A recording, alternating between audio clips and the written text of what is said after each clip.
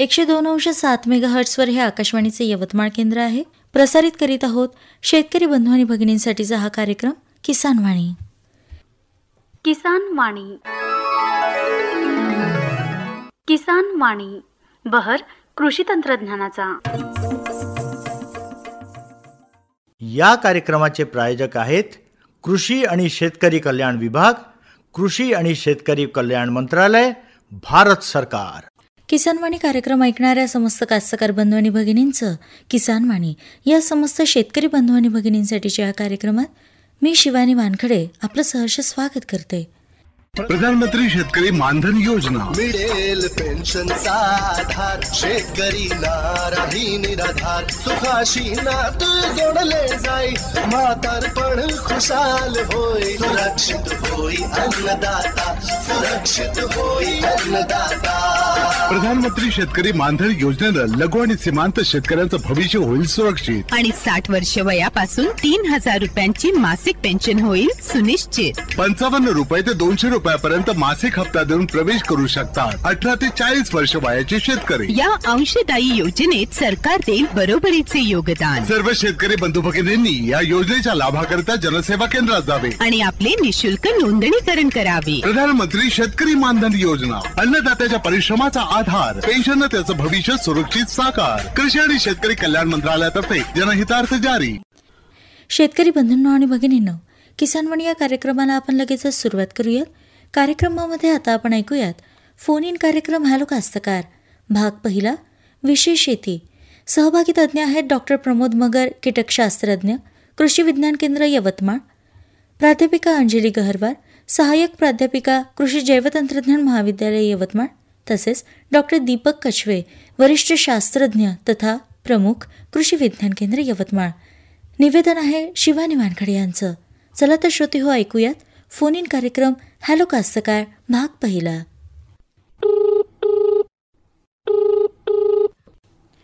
Phone in कार्यक्रम hello कास्तकार. नमस्कार मॅडम जी. नमस्कार, कोण बोलत आहात? सुरेश रामाजी गुजर, मुक्काम कोल्ली, तालुका बाबुळगाव, जिल्हा यवतमाळ. नमस्कार गुजरजी, आज आपला विषय आहे शेती. आपल्याला काही प्रश्न विचारायचे आहेत? माझा प्रश्न असा होता, विचारा. का हुमणी अळीचा मोठा प्रादुर्भाव झालेला आहे कोली गावात. अच्छा, तर त्यामुळे काही ते सोयाबीन वाढत आहे बरोबर शेतकऱ्यांचं, बरोबर, म्हणजे आपोआपच वाढत आहे. नक्कीच. हो, आता ते त्यासाठी काय प्रयत्न करायचे? तुमच्या प्रश्नाचं निरसन करतायत मगर साहेब, ऐका त्यांच्याकडनं. गुजर साहेब नमस्कार. नमस्कार सरजी. नमस्कार नमस्कार. आता तुमचा तो सरजी आमच्या हॅलो, हा बोला. कोल्ली गावला म्हटलं, हो हो, हे हुमणी अळी मोठ्या प्रमाणात आली आहे. बरोबर. त्यामुळे काही ते पूर्ण काही ते वाढतच आहे सोयाबीन. बर, आपोआपच वाढत आहे. त्यासाठी काय उपाययोजना? हा नक्कीच. आता सध्या परिस्थितीमध्ये जिथं प्रादुर्भाव कमी असेल त्या ठिकाणी आपल्याला मेटारायझियम ॲनिसोप्ली 5 मिली 1 लिटर पाणी, म्हणजे 50 मिली 10 लिटर पाण्यामध्ये आपल्याला आळवणी तिथे करता येईल. किंवा 1 किलो मेटारायझियम प्रति 100 किलो शेणखतामध्ये मिसळून प्रति हेक्टरी शेतात आपल्याला ते टाकता येईल, जेणेकरून जैविक पद्धतीनं आपल्याला या हुमणी अळीचं तिथं व्यवस्थापन करता येईल.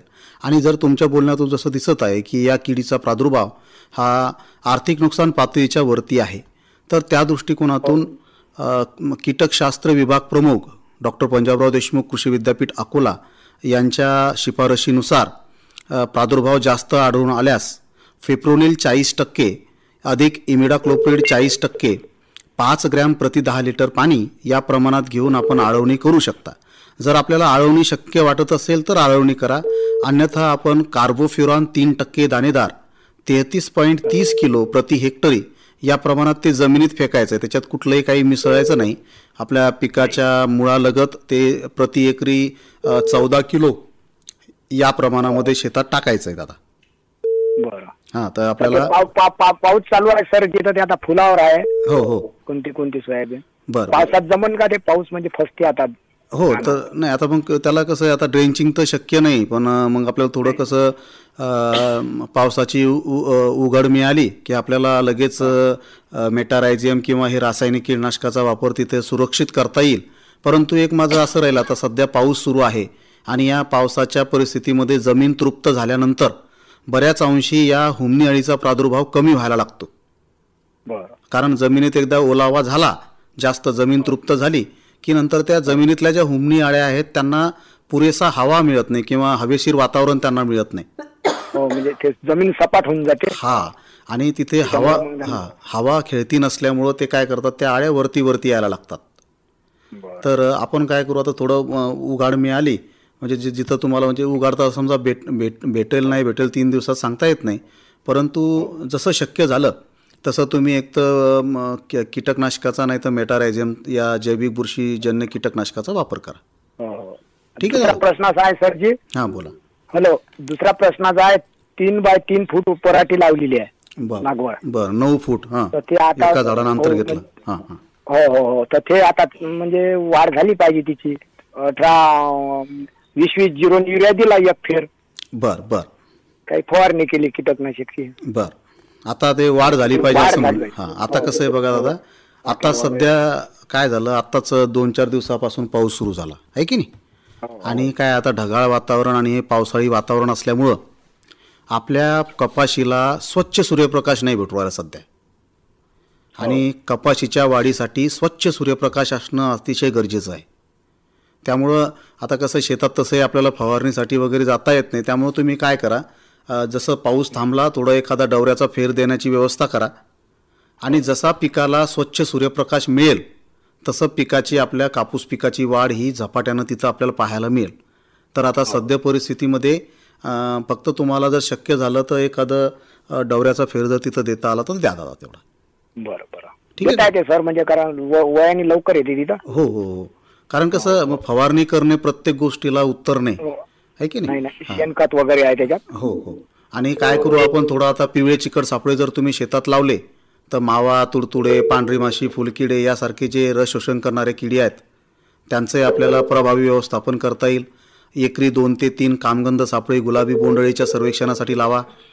आणि जेव्हा पराठीला आपल्या फुलं लागतील, 60-65 दिवसाची पराठी झाली की त्याला लागलेले फुलं, डोमकळ्या ज्या आहेत अर्धवट उमललेले गुलाबाच्या कळीसारखे बंद झालेली फुलं, ती वेळीच तोडून नष्ट करा. कारण ते नष्ट करणं गरजेचं आहे, जेणेकरून आपल्याला गुलाबी बोंडअळीचं प्रभावी व्यवस्थापन तिथं करता येईल दादा.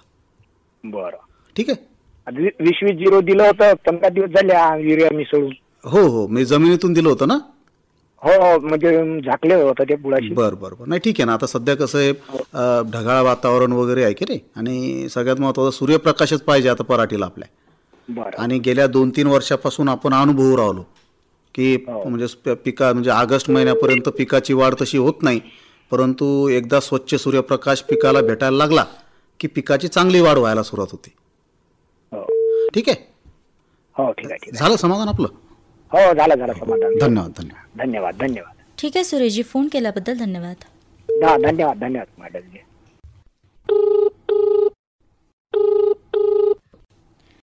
फोन इन कार्यक्रम हॅलो कास्तकार. हॅलो कास्तकार, नमस्कार. कोण बोलत आहात? नमस्कार मॅडम, माझे नाव कांचन रवींद्र भोंगाडे, मी विरोडवरून बोलत आहे, तालुका जिल्हा वर्धा. नक्कीच. आज आपला विषय आहे शेती. ताई, आपल्याला काही प्रश्न विचारायचे आहे? हो मॅडम, मी शेतीमध्येच आहे. हां. खुरपणी वगैरे झालेली आहे 2 वेळा. अच्छा. फवारणी सुद्धा झाली 2 वेळा, मोनोक्रोटोफास आणि 20 म्हणजे जे असते ना औषध असते फवारणीचे ते वगैरे झालेले आहे. अच्छा. परंतु मॅडम पराठी आहे ना, असं फकडी म्हणतो त्याला, आता मी मराठी भाषेत फकडी म्हणतो, म्हणजे पातेगळ दिसत आहे मला. अच्छा.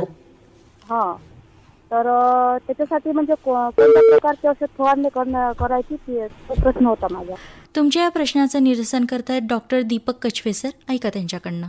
शेतकरी बंधूंनो, सध्या परिस्थितीमध्ये कपाशीची वाढीची अवस्था आहे आणि या अवस्थेमध्ये जर जमिनीमध्ये वापसा परिस्थिती नसेल आणि खालून अन्नद्रव्याचं शोषण झाडाला योग्य प्रकारे होत नसेल तर झाडाची आपल्याला पातेगळ किंवा फुलगळ होताना दिसत असते. तर ती आपल्याला नियंत्रणात आणण्यासाठी आपल्या जमिनीमध्ये वापसा परिस्थिती देखील असावी व आपल्याला बाहेरून संजीवक नॅप्थॅलिक ॲसिटिक ॲसिड जे बाजारामध्ये प्लॅनोफिक्स नावाने भेटतो ते 3 ml 10 लिटर पाण्यामध्ये घेऊन आपण फवारणी करून कपाशीची पातेगळ किंवा फुलगळ नियंत्रणात आणू शकतो. ठीक आहे. फोन केल्याबद्दल धन्यवाद. फोन इन कार्यक्रम हॅलो का असतं काय? आधी आपलं नाव सांगाल, कुठनं बोलतात ते सांगाल. मी आधीतून बोलत आहे. लहादेवीला माझी नाव आपलं सांगाल. देवी सिंग गुलाब सिंग चव्हाण. हा चव्हाणजी, आज आपला विषय आहे शेती. आपल्याला काय प्रश्न विचारायचे आहेत? शेतीचा प्रश्न असा विचारायचा आहे बा, पयाती तणनाशक मारून बी तण नाही मरून आलं पयातीचं. अच्छा. 2-3 फवारे झाले. अच्छा, कोणत्या फवारण्या केल्यात? तणनाशक तण काही मिळालं नाही म्हणून काय आहे काय नाही, पयातीचं तण नाही झालं, मग निलन केलं आहे. कोणती फवारणी मारली होती? कुठल्या औषधीचं फवारणी केलाय तुम्ही? तणनाशक. हो, नाव वगैरे कुठलं असेल ना, कुठल्या ब्रँडचं? भाऊ आणते. अच्छा, भाऊ मारते. माझी शेती आहे पण तो लहानच करते, लहान भाऊ माझा. तुमच्या या प्रश्नाचं निरसन करत आहेत डॉक्टर मगर साहेब, ऐका त्यांच्याकडनं. हां चव्हाण काका नमस्कार. तसं आपण सांगितलं की तणनाशकाचा वापर आपण कापूस पिकामध्ये केलेला आहे, परंतु तणांचं व्यवस्थापन होत नाही. परंतु कोणतं तणनाशक वापरलं ते आपण सांगितलेलं नाही. असो, परंतु सध्या परिस्थितीमध्ये आपण जर बघितलं तर जेव्हा आपण रसायनांचा वापर करतो तेव्हा त्या रसायनांचा जो काही प्रभाव आहे तो सकारात्मकच असेल असं नसतं. आता आपण ज्या पद्धतीनं तणनाशकांचा वापर करतो त्यामध्ये बऱ्याच वेळेला या तणांमध्ये सुद्धा प्रतिकार क्षमता निर्माण होत असते, आणि एकदा तणांमध्ये प्रतिकार क्षमता निर्माण झाली की मग ती कोणत्याही तणनाशकाच्या आवाक्याच्या बाहेरची गोष्ट होते, आणि मग तणनाशक त्याला प्रभावीपणे त्याचं नियंत्रण करू शकत नाही. त्यामुळं ही जी रसायनं आहेत ती वापरत असताना आपण केंद्रीय कीटकनाशक मंडळ फरीदाबाद यांच्या शिफारशीनुसारच वापरली पाहिजे, आणि ती वापरत असतानासुद्धा जी शिफारशीत मात्रा आहे किंवा जी पद्धत शिफारशीत केलेली आहे त्या पद्धतीमध्येच आपण ते वापरणं अतिशय गरजेचं आहे. आणि या व्यतिरिक्त जर आपण बघितलं तर सध्या हा पावसाचा कालावधी आहे, पाऊसही पडत आहेत. बऱ्याच वेळेला आपण एखाद्या तणनाशकाचा वापर करतो आणि तितक्यात जर पाऊस आला तर त्या तणनाशकाचा प्रभावही तिथे हळूहळू कमी व्हायला लागतो. त्यामुळं आपण या तणनाशकांचा वापर करत असताना म्हणजे ढगाळ वातावरण आहे का किंवा येणाऱ्या काही तासामध्ये पाऊस येऊ शकतो का याचासुद्धा आपण विचार करून काळजीपूर्वक या तणनाशकांचा वापर करावा. ठीक आहे दादा? ठीक आहे, ठीक आहे. फोन केल्याबद्दल धन्यवाद.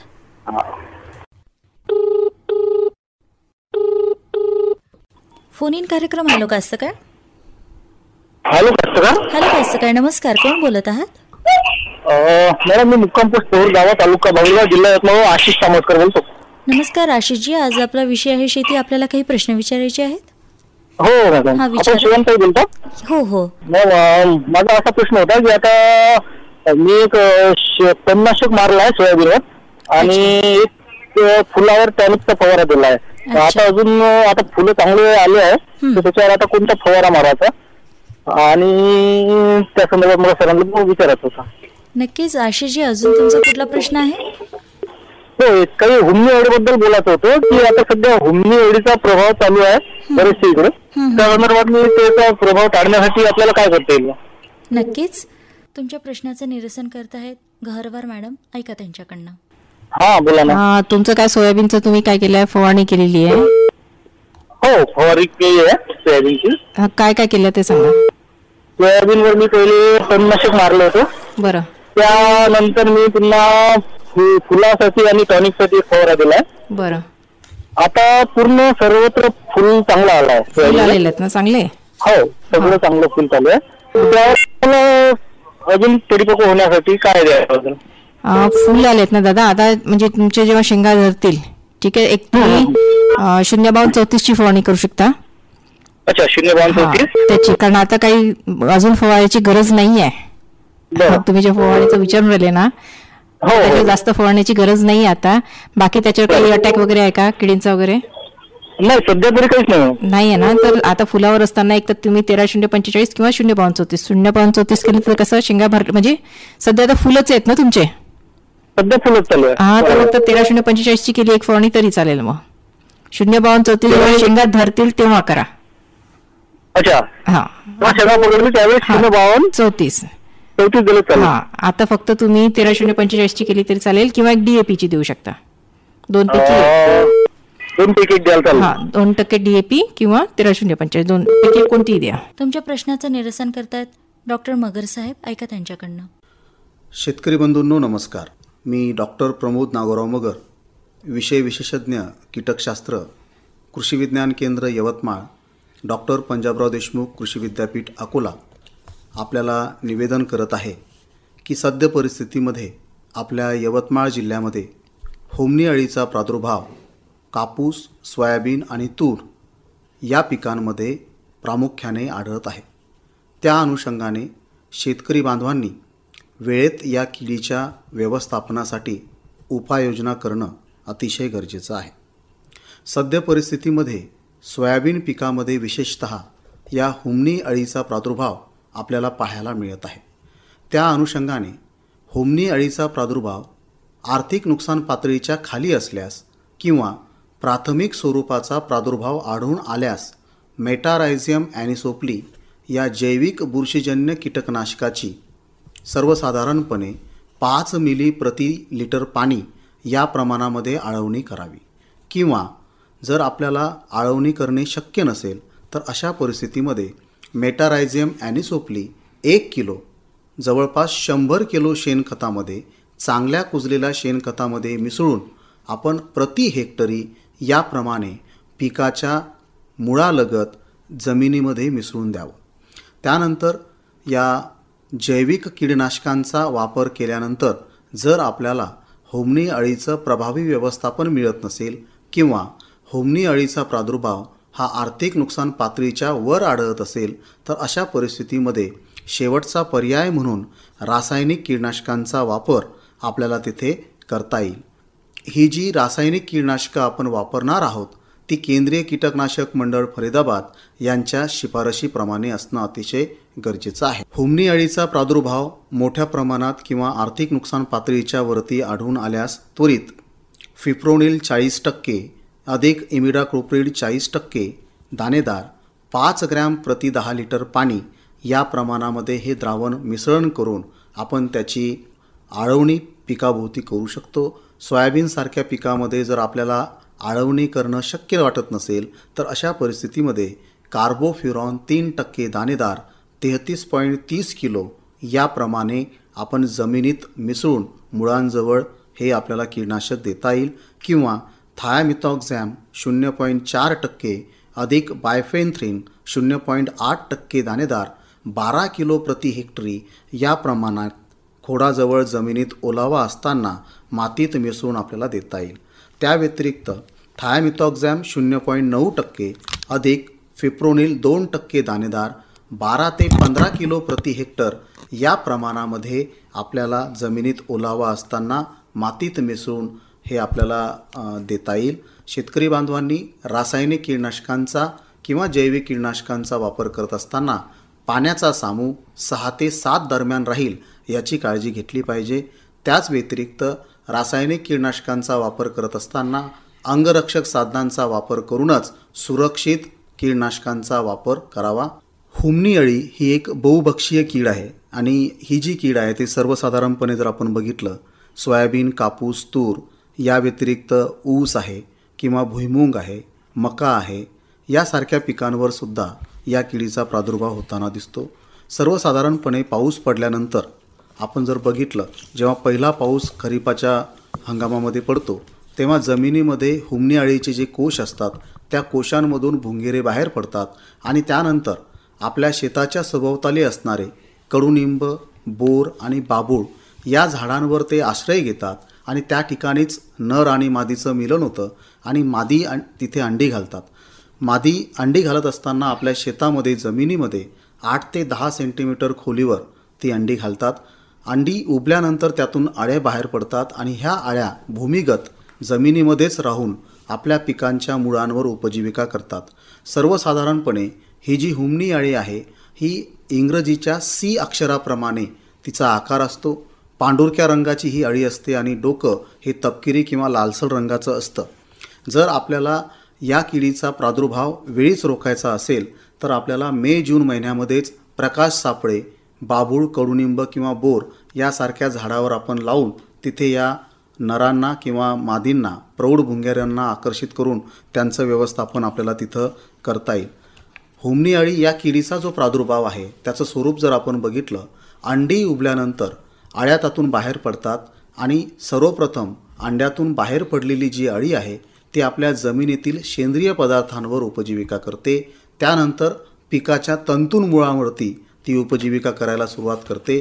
तंतुमुळांवर उपजीविका केल्यानंतर पिकाच्या महत्त्वाच्या मुळांवरती उपजीविका करायला लागते आणि जसं जसं या हुमणी अळीची वाढ पूर्ण व्हायला लागते तशी तशी ही जमिनीमध्ये 60 ते 70 सेंटीमीटर खोलपर्यंत जाऊन पिकांची जी मुळं आहेत त्यांना शोधून त्यांच्यावर उपजीविका ही करत असते.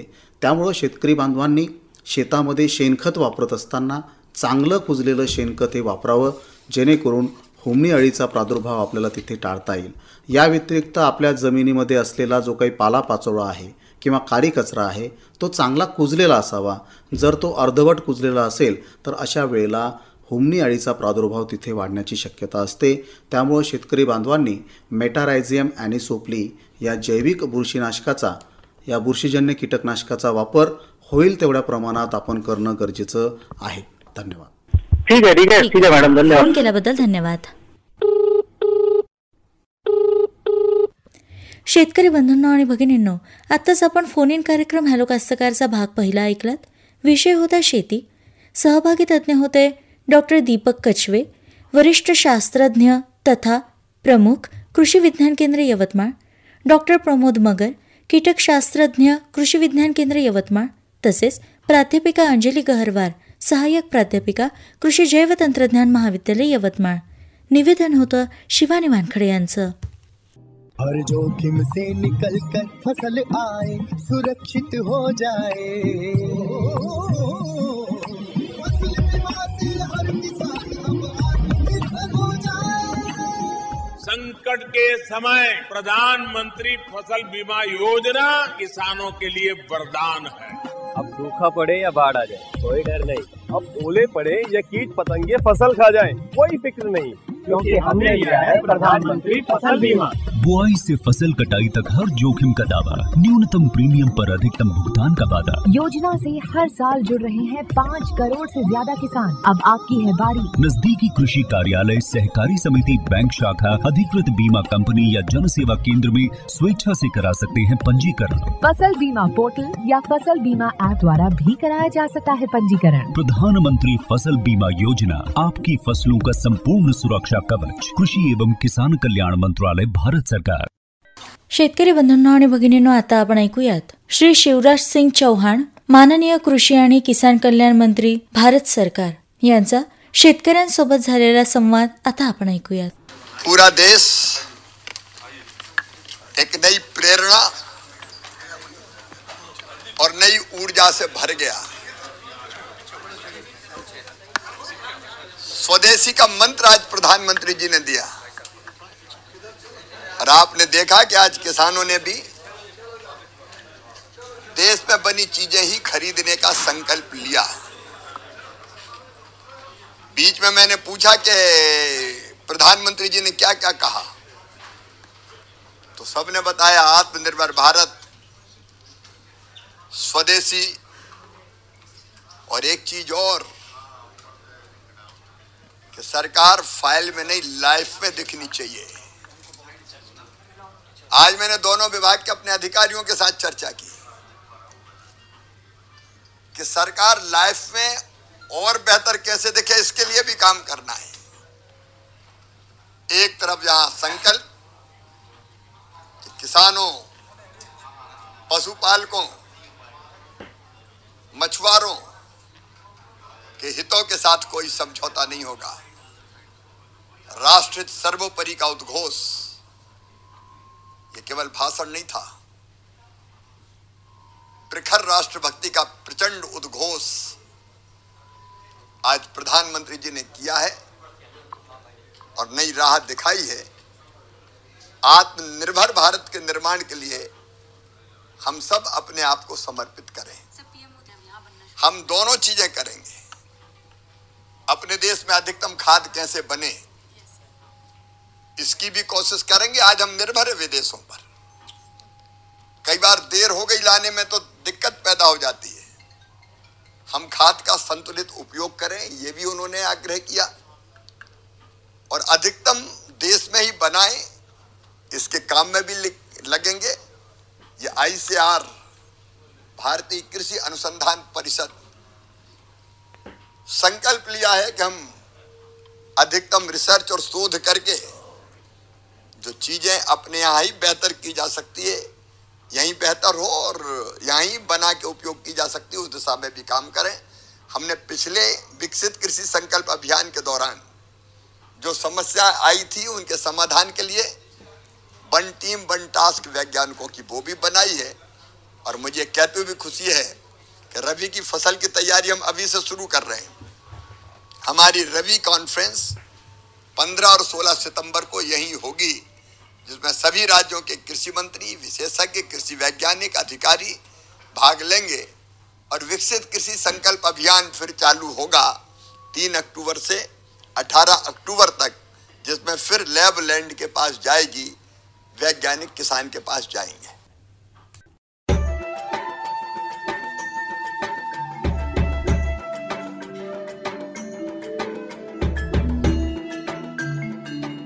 ये जो हरे भरे पेड़ और उन पर लगे गुच्छेदार फल दिखाई दे रहे हैं, ये वास्तव में हमारे किसान भाइयों के आर्थिक और सामाजिक जीवन में सुख समृद्धि के रंग भरने की क्षमता रखते हैं।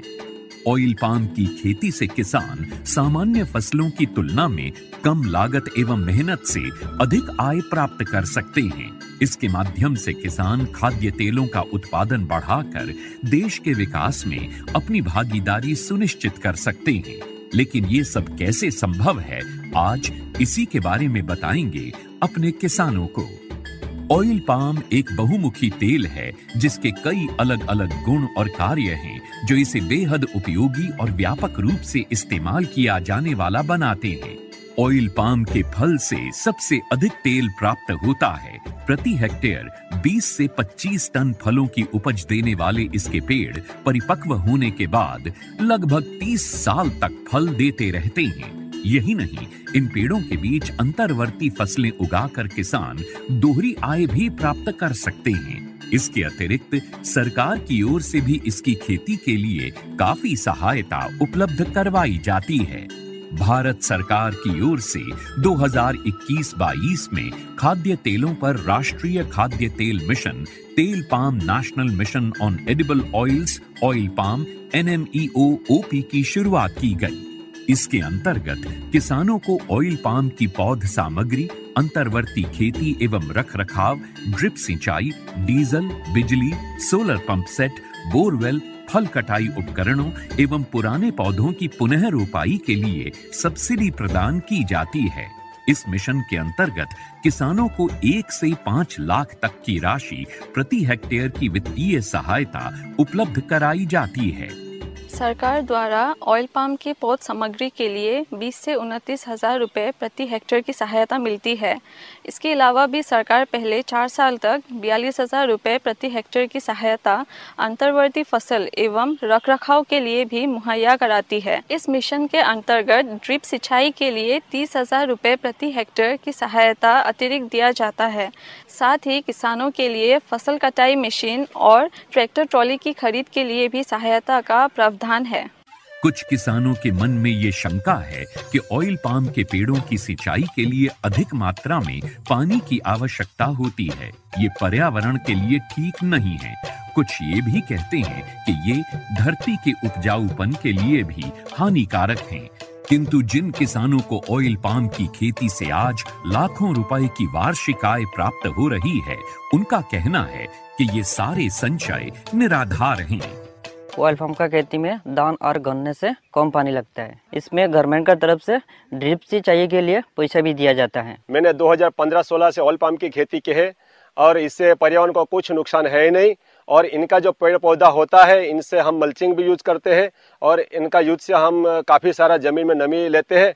और इनके अंदर इंटरक्रॉप जो है, जो कपास वगैरह लगाते हैं, तो हम डबल गुण आय लेते हैं और अच्छा रहता है। ऑयल पाम की खेती के लिए मुझे सरकार ने पौधे सीडलिंग देते हैं। वो जब बड़ा हो जाता है, जो फल जो देता है, हर महीने सरकार उसी फल खरीदने के लिए एक रेट बना के देते हैं। वही रेट पे कंपनी खरीद लेते हैं। मैं काट के इकट्ठा कर देता हूँ, कंपनी उठा के ले जाते हैं। ऑयल पाम के लिए सरकार उत्पादों की तत्काल खरीद करती है। साथ ही सरकार एक वायबिलिटी मूल्य भी घोषित करती है, ताकि यदि भाव अचानक गिर जाए तो उस अंतर का भुगतान सरकार किसानों को करती है।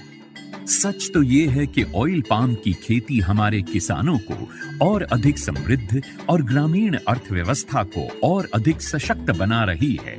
आप भी इसकी खेती और सरकारी सहायता का लाभ उठाएं और अपनी आर्थिक स्थिति को बेहतर बनाएं।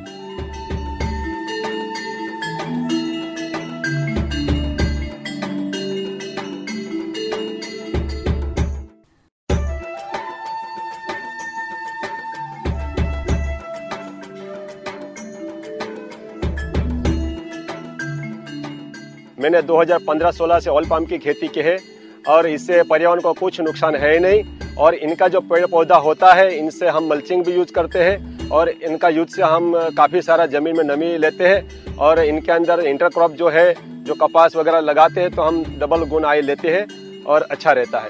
ऑयल पाम का खेती में धान और गन्ने से कम पानी लगता है। इसमें गवर्नमेंट का तरफ से ड्रिप सिंचाई के लिए पैसा भी दिया जाता है। ऑयल पाम की खेती के लिए मुझे सरकार ने पौधे सीडलिंग देते हैं। वो जब बड़ा हो जाता है, जो फल जो देता है, हर महीने सरकार उसी फल खरीदने के लिए एक रेट बना के देते हैं। वही रेट पे कंपनी खरीद लेते हैं। मैं काट के इकट्ठा कर देता हूँ, कंपनी उठा के ले जाते हैं।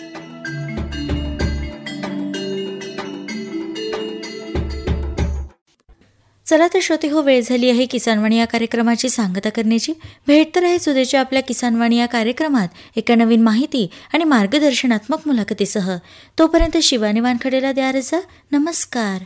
या कार्यक्रमाचे प्रायोजक होते कृषी आणि शेतकरी कल्याण विभाग, कृषी आणि शेतकरी कल्याण मंत्रालय, भारत सरकार. माहितीचा वावर किसान वाणी.